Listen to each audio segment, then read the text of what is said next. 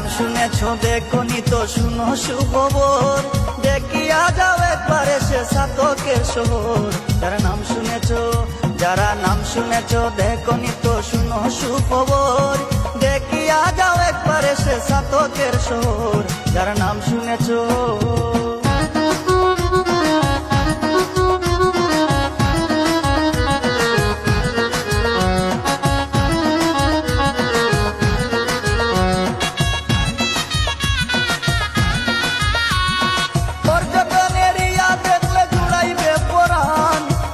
সাদের মিষ্টি মিঠাই কমলা লেবুর গ্রান।